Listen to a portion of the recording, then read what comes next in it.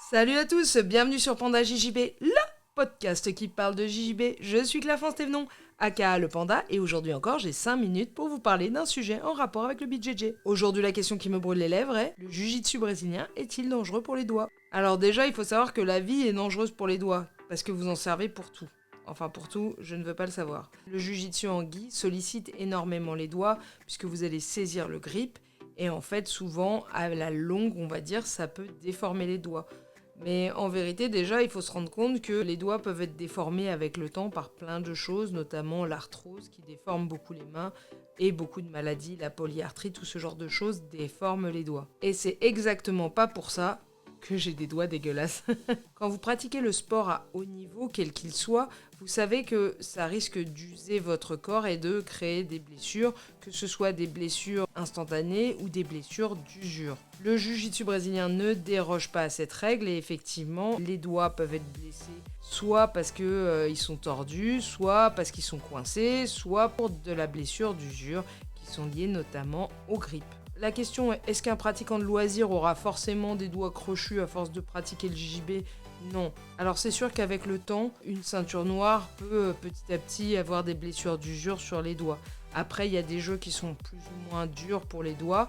Par exemple, le jeu en spider, le jeu en lasso, tout ce qui nécessite une tenue du grip importante risque d'être plus traumatisant pour les doigts. Après, il y a des solutions aussi pour préserver ses doigts.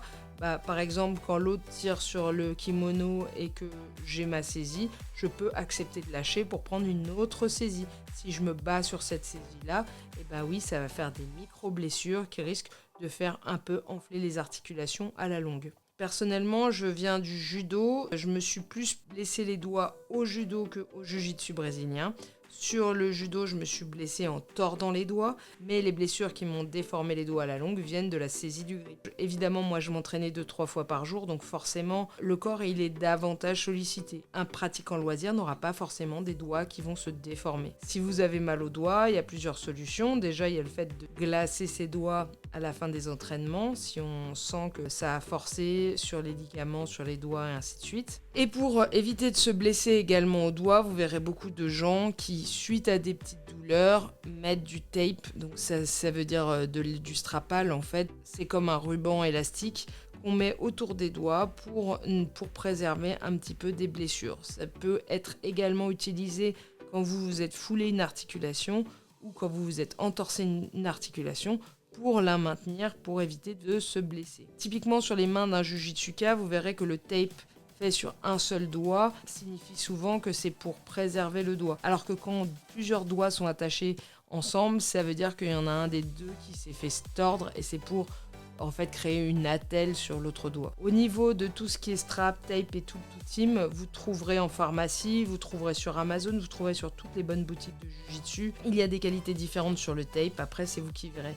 Moi personnellement le tape j'ai juste pour faire les grades des gamins sur les ceintures, mais j'en utilise pas. J'ai des doigts qui se sont déformés avec la pratique, mais j'ai la chance de n'avoir aucune douleur. De manière générale, pour préserver vos doigts, vous pouvez soit décider de lâcher plus vite le grip pour aller chercher une autre saisie, de moins vous battre sur les grips de manière générale, ou alors de vous attacher les doigts, de bien les glacer après l'entraînement et de faire de manière générale attention à où est-ce que vous mettez les doigts.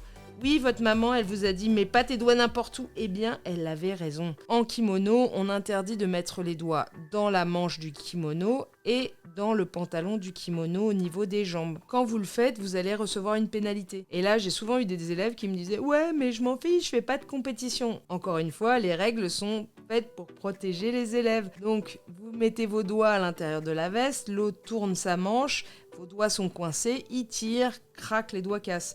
Les doigts, ça casse vite. Pareil, dans les règles, on n'a pas le droit de prendre moins de 4 doigts en même temps quand on attrape la main. On n'a absolument pas le droit de prendre les doigts un à un, ça casse beaucoup trop vite. Maintenant, si vous avez régulièrement mal aux mains à cause du jiu-jitsu, il y a aussi la solution de faire du no-gi. En no-gi, les saisies sont complètement différentes, il n'y a pas de kimono, et par là même, vous vous ferez beaucoup moins mal aux doigts. Que moi, je conseille de faire du no-gi plutôt que du gi, enregistrez bien cette vidéo. Donc non, les douleurs ou les doigts déformés ne sont pas une fatalité pour tous les pratiquants. C'est tout pour aujourd'hui. Rappelez-vous que le meilleur endroit pour vos doigts quand vous tournez, c'est sur votre main. On se retrouve prochainement sur tous les réseaux sociaux, Facebook, Instagram, TikTok et tout ce qui n'a pas encore été créé.